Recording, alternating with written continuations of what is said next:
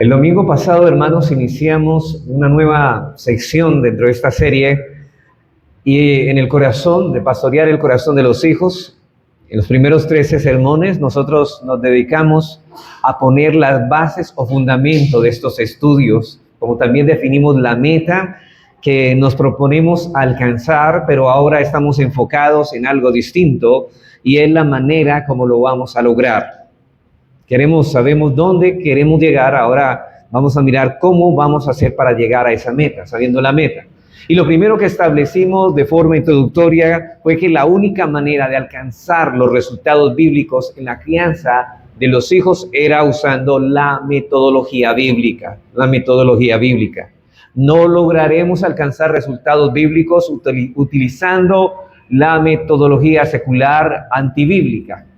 Por consiguiente, hermanos, debemos ser cuidadosos con ser atraídos por las numerosas teorías de los expertos en cuanto a la crianza de nuestros hijos. Y una de las cosas que distingue al cristianismo bíblico de las sectas es que los cristianos consideramos la Biblia como nuestra única fuente suficiente de fe y práctica. Y por eso la exhortación de Pablo en Colosenses 2 se aplica perfectamente a este caso, sobre todo de los expertos de educación y de los expertos en psicología. Pablo dice en el versículo 8 del capítulo 2 de Colosenses, dice: mirad que nadie os engañe por medio de filosofías y huecas sutilezas según las tradiciones de los hombres, conforme a los rudimentos del mundo y no según Cristo. Porque en él habita corporalmente toda la plenitud de la deidad y todos estáis completos en él. Y nos regresamos al versículo 3 de ese mismo capítulo 2 de Colosenses. Pablo dice: en quien están escondidos todos los tesoros de la sabiduría y del conocimiento. Por tanto, hermanos, debemos defender con todas nuestras fuerzas no solo el hecho de que la palabra de Dios es inspirada, sino que también es suficiente. Es decir, toda la escritura, pero solo la escritura. Y en consonancia con esto, existen tres cosas que debemos hacer si en realidad queremos obtener la meta que hemos señalado en los sermones anteriores. En primer lugar, debemos proveer a nuestros hijos una instrucción religiosa integral y concienzuda. Una instrucción religiosa integral y concienzuda. Y en segundo lugar, debemos reforzar esa enseñanza apropiadamente. Y en tercer lugar, debemos orar regularmente por ellos. Estos son los tres puntos principales de la metodología bíblica. En el sermón anterior iniciamos con el primero de ellos, la instrucción religiosa. Y aclaro, hermanos, estoy utilizando la palabra religión en su sentido correcto, de acuerdo como la utiliza Santiago en Santiago 1:27, donde se nos habla de la religión pura y sin mácula. Sabemos que la palabra religión apunta en muchas ocasiones a aspectos negativos de la adoración a Dios, pero aquí está apuntando la palabra en un sentido positivo y correcto.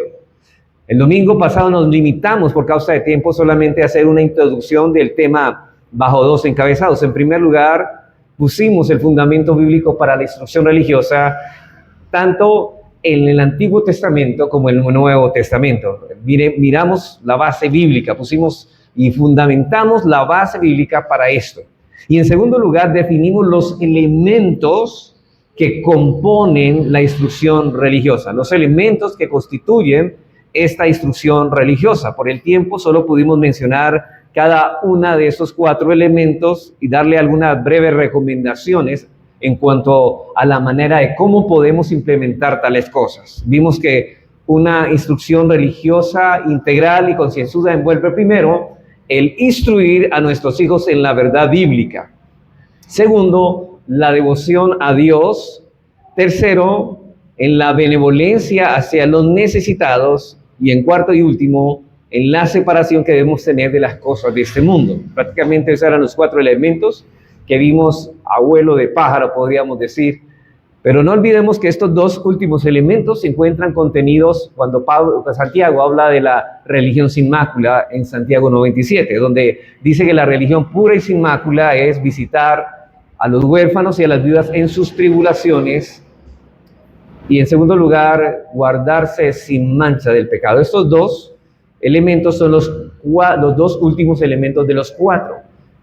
Por lo tanto, si vamos a proveer, hermanos, instrucción religiosa íntegra y concienzuda a nuestros hijos, no solo debemos enseñarles las verdades bíblicas, no solo debemos enseñarles a relacionarse con Dios, sino que también debemos enseñar a nuestros hijos a cómo relacionarse con los necesitados y, en cuarto lugar, cómo separarse sin mancha del mundo. En el sermón de hoy nos centraremos en ciertos principios generales que debemos considerar como padres en el momento de ejecutar la instrucción. Vamos a mirar principios que nos van a ayudar a ejecutar las instrucciones de este tema que estamos viendo. Y 2 libros, hermanos, que me han servido de ayuda en estos sermones que vamos a dar, es este libro de La Madre en el Hogar de John Abbott. Es un libro excelente. Yo creo que de 1 a 10, yo le pondría un 10 a este libro, La Madre en el Hogar. Yo sé que algunos hermanas y hermanos han leído este libro, lo recomiendo, hermanos. Y también el libro de J.W. Alexander, Pensamientos sobre la adoración familiar. Los que tienen el libro de la teología de la familia, allí encontrarán fragmentos del libro de John Alexander, donde habla pensamientos sobre la adoración familiar. Esos 2 libros son importantes. Pero ahora vamos a tratar más que todo con lo que John Abbott nos dice en el libro La Madre en el Hogar, la influencia que los padres deben tener sobre sus hijos. Estas 2 obras fueron escritas en el siglo XIX y no solo nos darán una visión bíblica de la responsabilidad que Dios ha puesto sobre nuestros hombros, sino también al mismo tiempo nos ayudarán a entender qué tanto se ha apartado el cristianismo contemporáneo. Noten esto, nos va a ayudar a ver qué tanto se ha separado o se ha apartado el cristianismo contemporáneo de esa herencia que nos dejaron nuestros antepasados en la fe. Hermanos, es terrible la separación. La iglesia se ha mundanalizado y la iglesia no ha influenciado de una manera correcta a las familias, no ha instruido a las familias para poder llevar cada uno su función de una manera apropiada.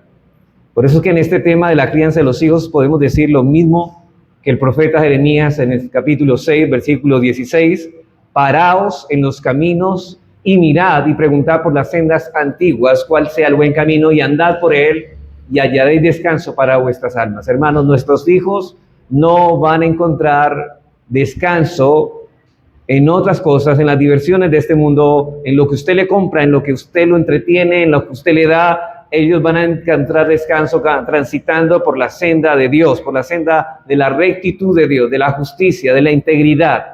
Es ahí donde esas almas turbadas de nuestros hijos que se agitan constantemente, cuando entran sobre todo a la adolescencia, solamente encontrarán reposo en las sendas de la obediencia al Señor. Hermanos, no seamos como los atenienses, ¿no? Que siempre estaban dispuestos a escuchar alguna cosa nueva. Más bien preguntemos por las sendas antiguas, y Dios ha hablado, y bienaventurado, hermanos, a quien no escucha el consejo de malos ni presta atención a todas esas teorías que nos aparten de los principios divinos. Cuidado con la sabiduría de este mundo. Y recordemos lo que dijimos, que las 3 influencias en la iglesia contemporánea que están socavando, hermanos, la vida espiritual de muchos hermanos son el pragmatismo, el misticismo y la psicología. Y hermanos, nosotros debemos preguntar no lo que dice la psicología, no lo que dice la sociedad, sino lo que dice la Escritura, lo que dice Dios. Preguntad por las sendas antiguas y andad por ellas, porque ellas dan descanso para nuestras almas. Habiendo pues establecido, hermanos, entonces la base bíblica de la instrucción religiosa, y habiendo definido en qué consiste esa instrucción, veamos ahora, hermanos, los principios que pueden regular o que deben regular esta labor de la instrucción religiosa. Únicamente vamos a considerar 3 de ellos, y el próximo domingo, quiera Dios, veremos el resto. Quiero no ocupar mucho tiempo, tener un tiempo breve pero sustancioso. Solamente vamos a tratar con 3 principios que nos ayudarán a manejar lo que llamamos la instrucción religiosa. Primer principio general es este: es un deber de los padres proveer esa instrucción bíblica a los hijos. Es un deber de los padres proveer esa instrucción bíblica a los hijos. Hermanos, a pesar de que esto fue ampliamente demostrado en la enseñanza anterior, volvemos a repetirlo aquí por dos razones. Primero, por la importancia que este principio tiene, y segundo, porque es el punto de partida requerido al tratar con la instrucción religiosa de nuestros hijos. Muchos de nosotros venimos de un contexto donde había escuela dominical. No sé, ustedes se acuerdan cuando los niños los sacaban aparte o de escuelas o colegios presenciales con una filosofía no cristiana. Pero debemos reconocer, hermanos, que dichas instituciones representan un peligro del cual debemos cuidarnos. Y el peligro del que estamos hablando es el de transferir nuestra responsabilidad como padres de criarlos en la disciplina del Señor a terceros, como a la iglesia, como al colegio. Es una responsabilidad de nosotros darle la instrucción bíblica a nuestros hijos. Y la pregunta es, ¿cuál es el mandamiento bíblico? Efesios 6:4, Pablo lo dice claramente: y vosotros padres, no provoquéis a ira a vuestros hijos. Por un lado negativo, hermanos, no exasperen, no desanimen a sus hijos, no los desanimen, sino criarlos en la disciplina y amonestación del Señor. Pero noten que allí no dice y maestros de escuela dominical para niños, ni tampoco dice pastores, ni tampoco dice profesores. No, allí dice, y vosotros padres, no provoquéis a ira a vuestros hijos, sino criarlos en la disciplina y amonestación del Señor. Y la implicación lógica que encontramos en este texto es que si un padre no está disciplinando a su hijo o a sus hijos en la disciplina y amonestación del Señor, lo está provocando a ira. Hermanos, eso producirá en ellos desesperación, depresión y muchos problemas de la adolescencia que están sufriendo nuestros jóvenes hoy. ¿Por qué? Porque desde niños no se les ha inculcado la enseñanza bíblica. ¿Cuántos padres retienen la disciplina y la corrección para no estar mal con sus hijos, cierto? Pero lo que cosechan al final es un hijo rebelde que se vuelve contra su propio padre, contra su propia madre. Hermanos, ni la escuela dominical ni el colegio deben ser el sustituto de la responsabilidad que los padres deben asumir en la instrucción de los hijos. Los padres que no asumen la responsabilidad y se entregan a otros es dejar huérfanos a nuestros hijos.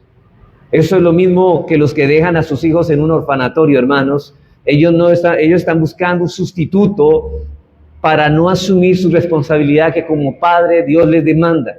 Y dejar la responsabilidad de criar a nuestros hijos en la iglesia o en el colegio, en el temor de Dios, es dejarlos huérfanos. Nadie puede instruir a un niño mejor que como un padre puede hacerlo, o una madre en la casa, y esto por varias razones. Y yo quisiera presentar unas razones por lo que mayor influencia y por qué tendrá la mejor instrucción de los padres. ¿Por qué? ¿Cuáles son las razones de que sea mejor en el hogar? En primer lugar, porque nosotros como padres conocemos a nuestros hijos mejor que nadie. En primer lugar, porque nosotros como padres conocemos a nuestros hijos mejor que nadie. Como padres conocemos sus debilidades, conocemos sus fortalezas, conocemos sus miedos, conocemos sus hábitos de pensamiento, la manera en que fácilmente captan las cosas. Los padres, sobre todo la madre, hermanos, pueden adaptar su instrucción de acuerdo con las necesidades de sus hijos, y esto no puede hacerse en un aula escolar. Más o menos un aula escolar es de 25, 15, hasta 30 alumnos. Es prácticamente imposible lograr esta dinámica que existe, hermano, entre un padre y una madre con su hijo. Padre, un consejo que les quiero dar: no se apresure a poner a sus hijos en una escuela o un colegio, ni se sientan amedrentados, hermanos, para la tarea de instruirlos en casa. Ahora, yo estoy diciendo que hay estudios, pero hay que estudiar los niños. Los niños tienen que estudiar, pero hermanos, sabemos, en la esfera es el hogar. La esfera es el hogar. La madre y la profesora deben ser, con otras herramientas que nos dan, debemos crear a nuestros hijos en el hogar. Una madre tiene más herramientas para trabajar con sus hijos pequeños que una profesora, por más que haya estudiado pedagogía. Las cosas que un niño pequeño necesita aprender, cualquier madre puede enseñárselas, simplemente por el hecho de ser madre. Y por otro lado, los padres tenemos la enorme ventaja que podemos tratar con nuestros hijos en circunstancias diversas que nos pueden brindar una plataforma única de instrucción. Y debo recordar aquí, hermanos, que al hablar de instrucción religiosa, no nos estamos limitando al devocional familiar. Un aspecto muy importante que trataremos más adelante con cuidado, sí, el devocional familiar, pero la instrucción de la que estamos hablando aquí envuelve toda una vida, toda una vida. Deuteronomio 6, 4, 7 dice: oye Israel, Jehová nuestro Dios, Jehová uno es, y amarás a Jehová tu Dios de todo tu corazón y de toda tu alma y con todas tus fuerzas. Y estas palabras que yo te mando hoy estarán sobre tu corazón, y las repetirás a tus hijos y hablarás de ellas estando en tu casa y andando por el camino y al acostarte y cuando te levantes. Hermanos, esto es un proceso que dura toda la vida. Desde que nos levantamos por la noche hasta que volvamos a la cama en la noche. La madre está ahí cuando el niño está enfermo, la madre está ahí cuando el niño está triste, la madre está ahí cuando en medio de un juego su hijo reacciona mal, la madre está ahí cuando su hijo no sabe perder, la madre está ahí cuando su niño trata a su hermanito de cierta manera. Por lo tanto, ella puede instruir a sus hijos de una manera como nadie puede hacerlo. De hecho, hermanos, pastorear el corazón de los hijos es conocer precisamente el carácter de nuestros hijos. O puede usar sus propias responsabilidades en el hogar como un instrumento de instrucción. Por ejemplo, la madre, cuando está recogiendo los juguetes, le puede decir al niño o a la niña: vamos a recoger todos los juguetes de color rojo. Y él inmediatamente va a identificar, vamos a enseñarle a identificar el color rojo. O todos los juguetes que son redondos. Él tiene que comenzar a identificar que hay cosas que son esféricas, hay cosas de identificar los colores. Y vamos, hermanos, y le vamos a decir: bueno, guarda los esferos, los elementos esféricos en un cajón. El niño no sabe que le está ayudando a su mamá a ordenar la casa, pero al mismo tiempo está aprendiendo conceptos de figuras geométricas y de colores. Es una manera didáctica de hacerlo. O vamos a guardar los bloques rojos, los bloques azules, y él está ayudando a la madre, pero al mismo tiempo está aprendiendo. Y esa es la forma en que Dios instruyó a un niño pequeño a que aprendan los conceptos que son para él fundamentales. Madre, no se asusten, ustedes pueden hacer esa tarea. No tienen por qué ponerlos en un jardín infantil. Yo sé que muchas madres se afanan, es que el niño ya no está aprendiendo. No, los niños aprenden más en la casa. Y el asunto no es solo que la madre no trabaje fuera de la casa, sino que sea responsable dentro de ella.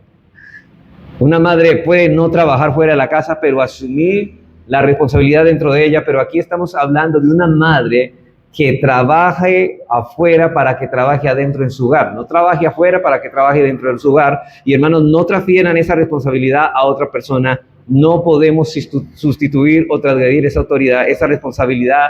Dios nos la ha otorgado a nosotros. A nosotros. Segundo principio. Así que el primero es nuestro deber, es nuestra responsabilidad darles esta instrucción bíblica. En segundo lugar, los padres que deseen instruir a sus hijos en la piedad, esto es importante, los padres que desean instruir a sus hijos en la piedad, deben estar ellos mismos trabajando arduamente en su propia vida de piedad. Los padres que deseen instruir a sus hijos en la piedad deben estar ellos mismos trabajando arduamente en su propia vida de piedad. Aquí sí voy a citar a John Abbott, ya voy a empezar a citar el libro. Dice John Abbott al respecto: es ciertamente vano esperar que podrás inducir a tus hijos a fijar sus afectos en la vida venidera, mientras los tuyos están fijos en esta. Tu ejemplo, tal caso, neutralizará todas las influencias de tus instrucciones. Lo que está diciendo John Abbott es que no seamos incoherentes con lo que nosotros estamos viviendo a lo que pedimos que nuestros hijos vivan. La palabra de Dios nos ordena y dice: y estas palabras que yo te mando hoy estarán sobre tu corazón, y el gran mandamiento es: amarás a tu Dios con todo tu corazón, con toda tu alma y con todas tus fuerzas. Y solo entonces podrás introducir efectivamente a tus hijos a hacer lo mismo. Recuerden, hermanos, que ellos imitarán nuestro ejemplo, han puesto su confianza en nosotros. Ellos se sentirán seguros mientras alberguen en sus corazones los mismos sentimientos que nosotros manifestamos al albergar en los nuestros. Por lo tanto, hermanos, será imposible poner en ellos principios celestiales cuando hemos permitido que la mundanalidad encuentre cabida en nuestro corazón. Eso será sencillamente imposible, pedirle que ellos no sean así cuando nosotros lo somos, mundanos. Ahora la pregunta, ¿qué es mundanalidad? Bueno, la mundanalidad la describe claramente el salmista en el Salmo 17, los versículos 13 al 14. ¿Qué es una persona mundana? ¿Por qué nuestros hijos no deben ser así? Bueno, dice el salmista, dice, levántate, oh Jehová, sal a su encuentro, póstrales, libra mi alma de los malos con tu espada, de los hombres con tu mano, oh Jehová. Pero noten lo que dice el salmista, de los hombres mundanos, y ahora nos da la definición el salmista, cuya porción la tienen en esta vida y cuyo vientre está lleno de su tesoro. Y noten el contraste que el salmista da, ahí en la, no pierdan de vista el pasaje, noten el contraste que el salmista da en el siguiente versículo, de lo que es opuesto a un hombre mundano, versículo 15. En cuanto a mí, dice este hombre piadoso, veré tu rostro en justicia y estaré satisfecho cuando despierte a tu semejanza. El hombre mundano piensa en las cosas de este mundo, en los placeres de la vida, pero el hombre justo, el hombre piadoso piensa en la perfección, en la santidad, cuando Dios despierte a tu semejanza. Hay un contraste, y lo que me satisface a mí como creyente no es lo mismo que satisface a los hombres impíos que ellos, porque ellos son mundanos. Entonces los hombres mundanos son aquellos que han hecho de este mundo su porción. Sus mayores deleites se derivan de poseer las cosas de este mundo y sus mayores tristezas se relacionan directamente con la carencia de ellas. Mientras ellos posean estas cosas, están contentos. Cuando carecen de ellas, se encuentran deprimidos. Eso es mundanalidad, porque aman las cosas de este mundo más que las cosas celestiales. Ellos no tienen la mirada en las cosas de arriba, ellos la tienen en las cosas de este mundo. Sus conversaciones, sus ambiciones, sus anhelos están relacionados con aquellas cosas que tienen que ver con el aquí y el ahora. Y cuando los niños crecen en ese ambiente, oyendo hablar constantemente de esas cosas, y hermano, no estoy diciendo que no se pueda hablar de estas cosas, lo que estoy diciendo es que cuando un niño, ¿cómo pretendemos que un niño se críe en un hogar oyendo hablar constantemente de lo que vamos a comprar, del adorno, que queremos, que hay que remodelar la casa, que necesitamos más ropa, que aquello hay que cambiarlo porque está fuera de moda? Hermanos, ¿cómo podemos pretender que un niño crea de esa manera que existe una vida venidera cuando todos nuestros pensamientos están circunscritos o están inclinados en este mundo?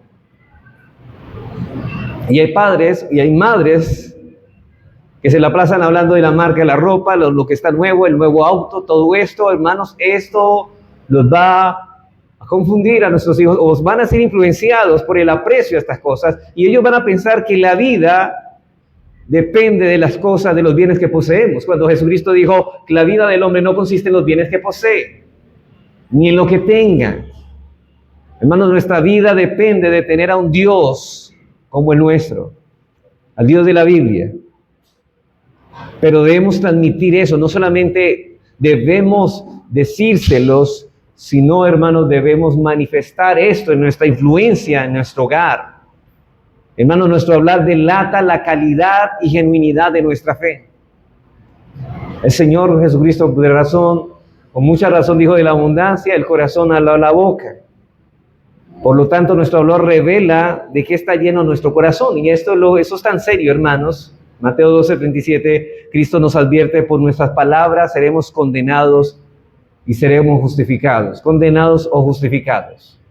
Es decir, en el día del juicio, esas palabras serán tomadas como evidencia de la verdadera condición de nuestras almas. Hermanos, podemos profesar creer en una vida futura, pero nuestro hablar nos delatará. Pero a través de lo que hablamos, manifestamos cuáles son realmente nuestras preocupaciones. Pregúntate, ¿qué es lo que más te preocupa? ¿Las cosas de esta vida o las de la vida venidera? El apóstol Pablo no conocía una fe muda. Pablo decía en 2 Corintios 4:13, creí, por lo tanto hablé.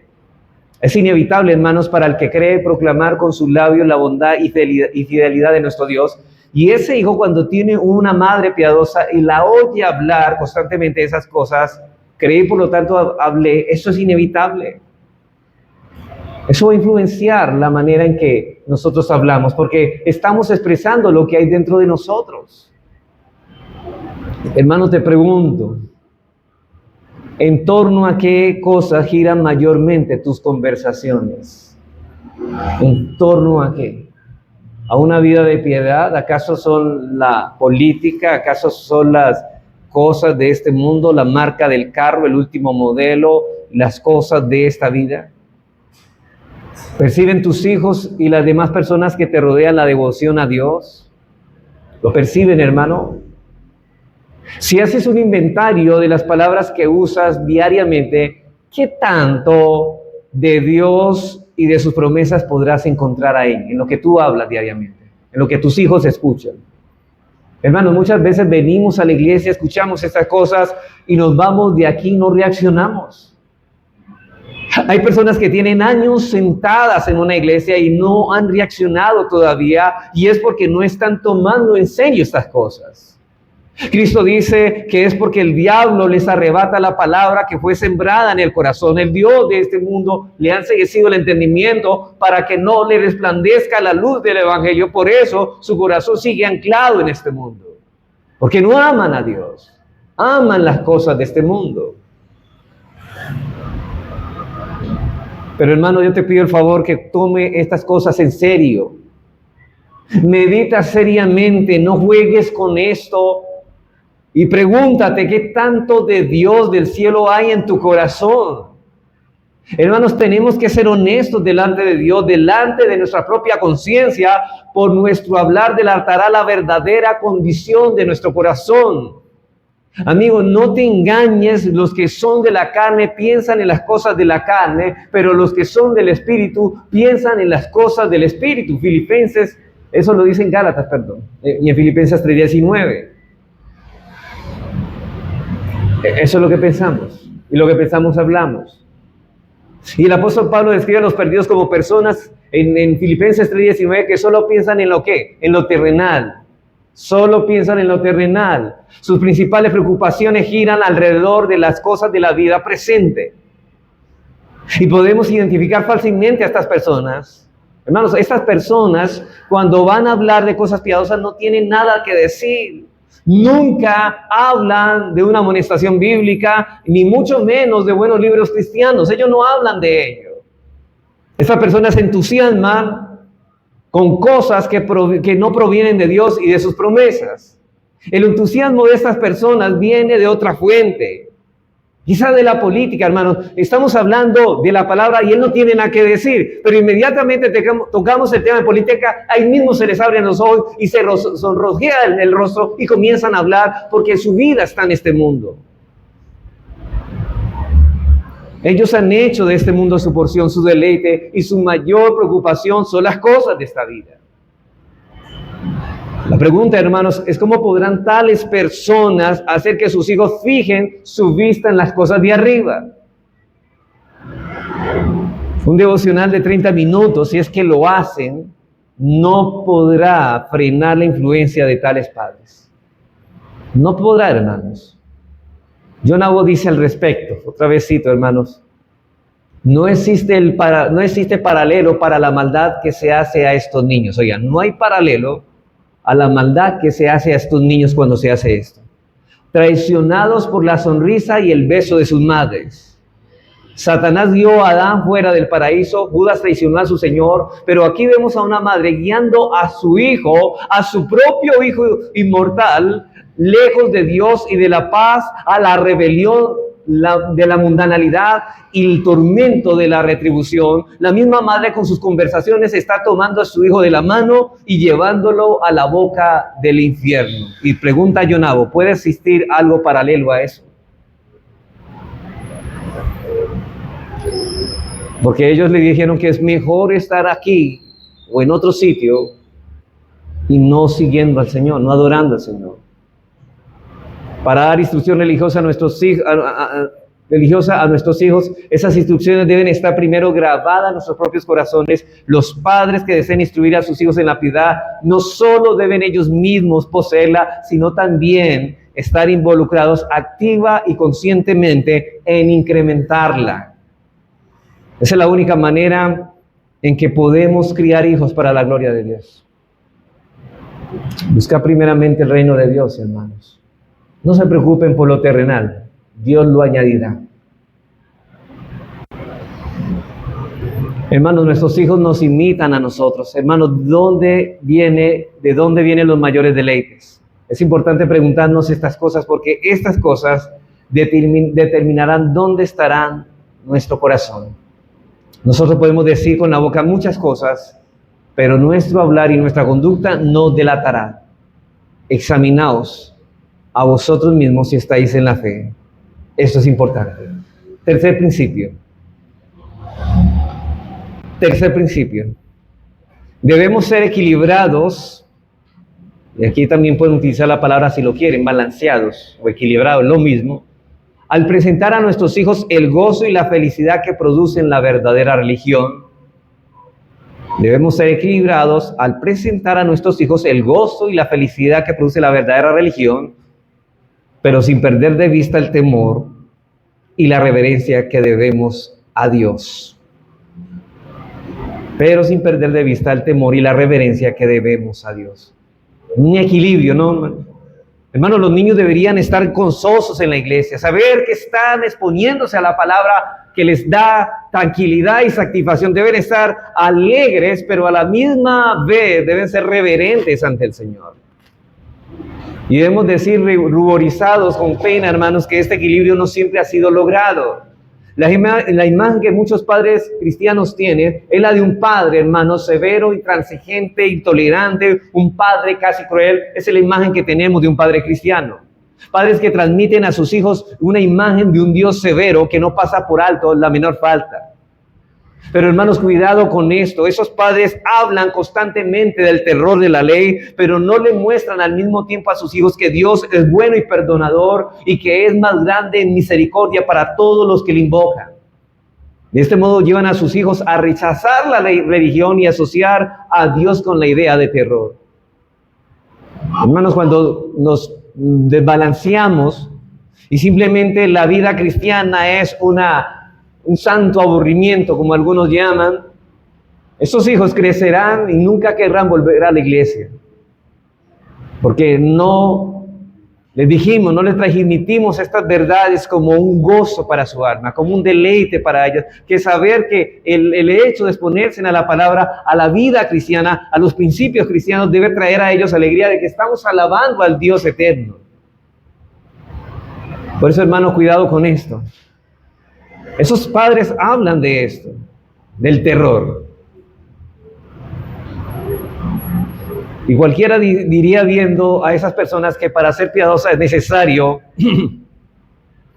que al mismo tiempo seamos intolerantes, aburridos y tristes.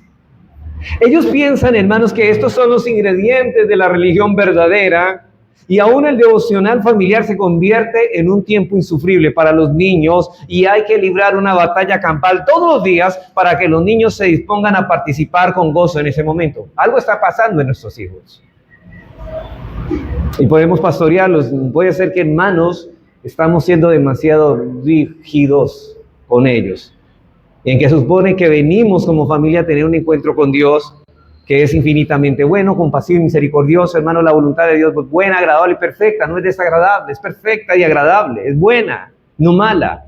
Sin embargo, debemos decir, por otro lado, que algunos padres han reaccionado a todo esto, pero no todos han sabido salirse al carril correcto, salirse al otro extremo. Por ejemplo, nuestros hijos deben saber que la verdadera felicidad y el verdadero gozo consiste en conocer a Dios y en vivir en obediencia a Él. Ellos deben saber eso. Si un hijo le pregunta, padre, ¿cuál es el camino de la felicidad? Es el camino de la obediencia a Dios. ¿Recuerdan las palabras de Salomón, no? ¿Qué es el todo del hombre? Temer a Dios y obedecer sus mandamientos. Ellos deben saber que Jesucristo vino a darnos vida, y hermanos, no vida solamente sino vida en abundancia. ¿Qué? Una vida satisfactoria. Una vida que podamos disfrutar, hermanos. Cristo vino a darnos vida y vida en abundancia, y que en presencia de Dios hay plenitud de gozo y delicias a su diestra para siempre. Ellos deben saber que eso, ellos deben verlo en el rostro de nosotros, pero al mismo tiempo deben conocer la naturaleza del pecado. Deben conocer la justicia de Dios y el castigo que espera a los impíos. Ellos deben saber también eso. Perdónenme, hermanos, que abuse del libro de John Abbott. Voy a volverlo a citar, pero me es necesario. John Abbott dice al respecto lo siguiente: los niños deben ser enseñados acerca de Dios como un ser que, a pesar de que ama a sus criaturas, no puede mirar el pecado sin aborrecimiento. De no hacerlo así, estamos traspasando una imagen distorsionada de Dios a nuestros hijos. Una cosa es hacerles ver que nuestro Dios es bueno y compasivo y que está presto a perdonarnos cuando vamos a Él en arrepentimiento. Pero otra cosa distinta es llevarlos a creer que Dios es indulgente con el pecado del hombre y llevarles a creer que en verdad no les da mucha importancia a nuestras transgresiones, porque sabemos que eso no es así. El otro extremo, ¿no? El otro extremo que, bueno, ya no queremos un rostro severo y nos pasamos al otro. Vamos a permitirle todo al niño. Que el niño haga su rabieta, que el niño haga lo que haga, o la niña, y estamos permitiendo el otro lado, y no tenemos ese balance. Y el problema, hermanos, siempre en la vida cristiana son los balances, el equilibrio. Así que oremos a Dios que nos provea ese balance. Para ser equilibrados se necesita tener, escuchen esto, un sentido común santificado, o discernimiento santificado. O sea, ¿qué nos ayuda a tener el discernimiento? O sea, ¿en qué nos ayuda el discernimiento? A saber en qué momento nos hemos descarrilado del camino por donde debemos de andar en la crianza de nuestros hijos. La tendencia natural es irnos al extremo. Por tanto, a menos que la gracia de Dios no intervenga, tendemos a ser como los hombres de Listra, ¿no? ¿Cuál es el extremo? Comenzaron adorando a Pablo y a Bernabé como si fueran dioses y terminaron apedreándolos como si fueran criminales. Pasaron del cielo al infierno. Y a menos que la gracia de Dios no intervenga en nuestra vida, no podremos lidiar con estos extremismos que residen en nuestro corazón. Siempre va a haber eso. ¿Usted no ha notado que en la disciplina de los hijos, nosotros, ¿cuál era el problema del pasado? Que los padres eran demasiado severos en el castigo. Maltrataban a sus hijos. La chancla voladora, la correa mojada, todas estas cosas, la varita de verbena.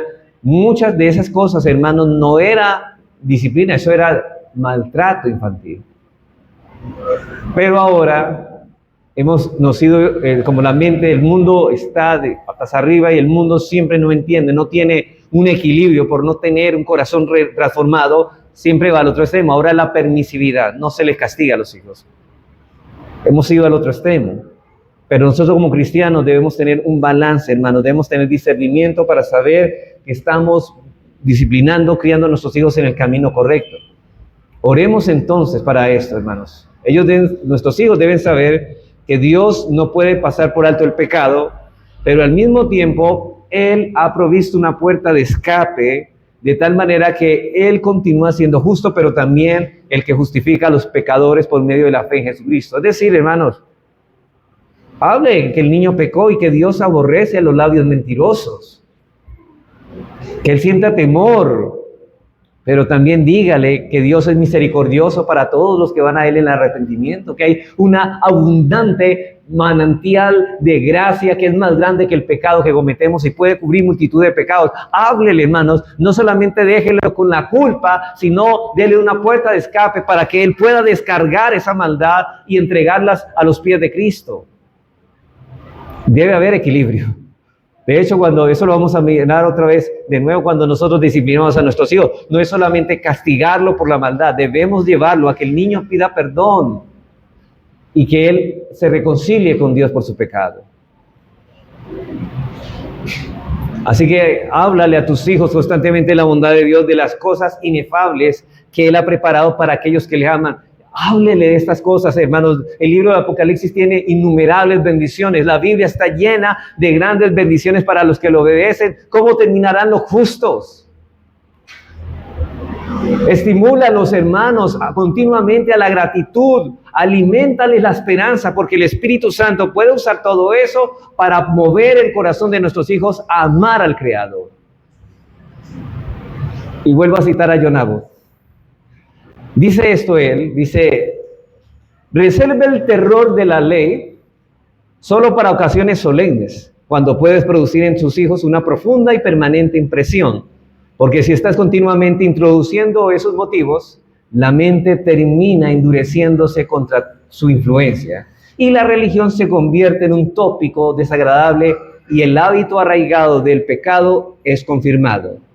Aun cuando Dios castiga, y muestra su desagrado por el pecado del hombre, lo hace como una muestra de su misericordia, porque Él nos está apartando de aquello que más daño puede hacernos, y nos está advirtiendo de las terribles consecuencias que pueden venir sobre nuestras vidas si continuamos transitando por la senda del pecado. Así que Dios, note cómo lo hace. Él está previniéndonos y la disciplina es con tal de ser nosotros dañados, de evitarnos que nosotros seamos agraviados y dañados. Dios nos aleja del pecado por nuestro propio bien y es nuestro deber enseñar a nuestros hijos, así como Dios lo enseña a nosotros constantemente. Por ejemplo, el Salmo 1:3. El Salmo 1 dice, bienaventurado el varón que no anduvo en consejo de malos, ni en silla de escarnecedores se ha sentado, sino que en la ley de Jehová está su delicia. ¿En quién? En la ley de Dios. Y en su ley medita de día y de noche. Y los resultados de esto será como árbol plantado junto a corrientes de aguas, que da su fruto en su tiempo y su hoja no cae, y todo lo que hace prosperará. Ese es el resultado de una vida de obediencia. Y precisamente eso es lo que el diablo quiere robarnos a nosotros y a nuestros hijos. No quiere que seamos prósperos. Y hermano, no se imagine prosperidad como la teología de la prosperidad lo predica. Estamos hablando de un corazón alegre, de una vida con sentido, de una vida que realmente sabe lo que es la vida, la verdadera vida. Dios no solo nos trazó el camino por donde debemos de andar, sino que al mismo tiempo nos estimula a andar por él. Hermanos, Dios hubiera podido darnos la ley sin darnos ninguna explicación del por qué los mandamientos, porque Él al final es soberano. Pero Él no lo hizo de esta manera porque Él desea estimular positivamente a la obediencia. ¿Ustedes recuerdan cuando los israelitas en Deuteronomio 5 hicieron la promesa de que escucharían la voz de Dios? Ellos dijeron, vamos a escuchar la voz de Dios, de que harían su voluntad. La respuesta de Dios en Deuteronomio 5:29 fue esta. Y noten esto, hermanos. ¿Quién diera que tuviesen tal corazón, que me temiesen y guardasen todos los días todos mis mandamientos, para que a ellos y a sus hijos les fuese bien para siempre? Necesitamos un corazón transformado para obedecer, hermanos, porque si vamos a vivir en el camino de la obediencia, el camino de la obediencia es el camino de la bendición. Es una vida bienaventuranza y aquí y ahora, y mucho mejor después, pero también por toda la eternidad. Y hermanos, esa es la imagen, me pregunto yo, ¿esa es la imagen que tú estás transmitiendo a tus hijos en la instrucción religiosa? Si tu respuesta es positiva, entonces espero que estas cosas te estimulen a seguir haciéndolo de ese modo. Pero si tu respuesta es negativa, no permitas que esa nueva luz te lleve al desaliento. Mira la misericordia de Dios. No nos ha dejado en nuestras despensas ni en nuestra oscuridad, no. Y con la ayuda del Espíritu Santo, hermanos, comienza desde ahora a dar a tus hijos una instrucción religiosa equilibrada. Yo creo, hermanos, que esta es la segunda vez que damos esta serie. Y creo que para mí, no me arrepiento de haberla repetido, para mí es una bendición. Hermanos, todos estamos aprendiendo en esto. Todos. Algunos irán un poco más adelante que otros, pero otros no tan rápido. Pero todos debemos asegurarnos de estar comprometidos con la verdad y con el anhelo de criar nuestros hijos en el método de Dios y para su gloria. Entonces, ¿hemos visto cuántos principios? 3, ¿no? Voy a repetirlos para concluir en la instrucción religiosa. En primer lugar, es un deber de los padres proveer una instrucción bíblica a sus hijos. En segundo lugar, los padres que deseen instruir a sus hijos en la vida de piedad deben estar ellos mismos trabajando arduamente en su vida de piedad. Y en último lugar, que esa instrucción religiosa debe ser balanceada. Así que oremos, hermanos, para que estas cosas, como padres, podamos implementarlas, esos principios en la labor de nuestra crianza de nuestros hijos. Que Dios nos ayude, hermanos. Por favor, yo les pido que oren por estas cosas que estamos hablando hoy. Oren en su hogar por esos principios. Señor, ayúdanos a aplicar esto en nuestros hijos. Que Dios nos ayude para que podamos implementar esos principios en nuestra labor con esas almas inmortales que Dios ha puesto sobre nuestras manos. Así que Dios nos ayude, hermanos. Vamos a orar.